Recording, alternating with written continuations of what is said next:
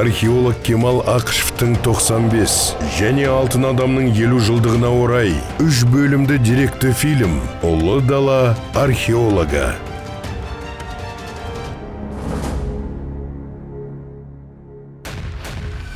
Ұлы даланың тарихы мен мәдениеті. В момент, когда мы алтыннан жасалған адамның ағаштан жасалған қабірін тазартуды бастағанда, алғашқы алтын әшекейлер пайда бола бастады. Біз бұл әлі ешкім қол тигізбеген бай мұра екенін түсіндік. это будет богатое захоронение, причем не тронутое.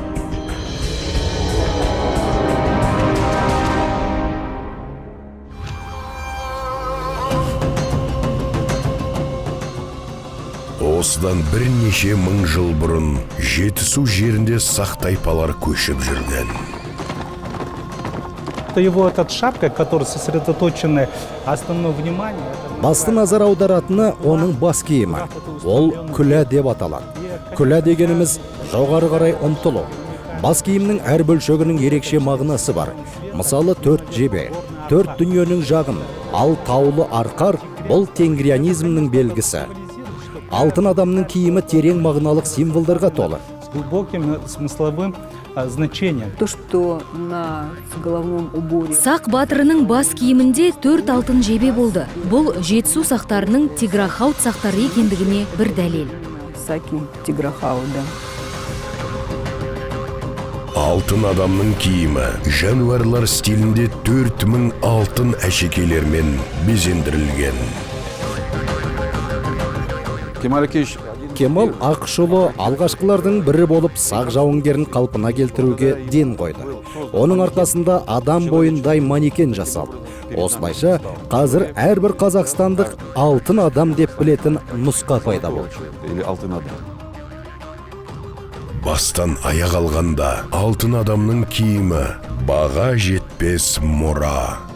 Это один из фрагментов Украины. Бұл алтын адам әшекейлерінің бір көрінісі.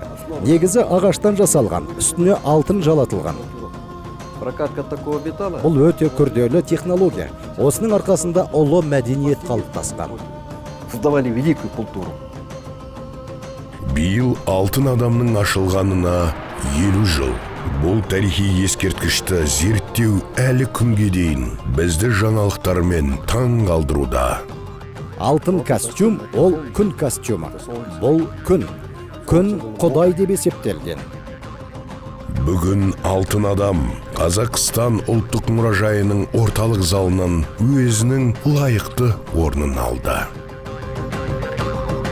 Мы сейчас только Біз бұл рухани құндылықтың халқымыздың санасын, рухын, көңіл күйін көтеруде қандай рөл атқарғанын енді ғана түсіне бастадық. Ата-бабаларымыз қалай өмір сүрді? Олар әлемдік қауымдастыққа не берді?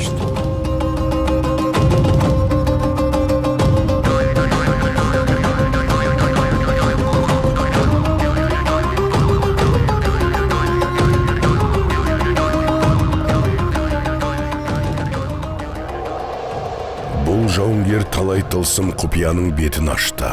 Біздің бабаларымыз әлі күнге дейін өзінің асқан көркемдігімен тамсандыратын аса жоғары деңгейдегі көркем дүниелер жасаған. Жауынгердің алтынмен апталған киімдері ежелгі шеберлердің алтын өңдеу техникасын жақсы меңгергенін аңғартады. Сонымен бірге бұл жаңалық дала өркениетінің зор қуаты мен эстетикасын әйгілейтін бай мифологияны паш етті. Ұлы дала тарихына тағзым.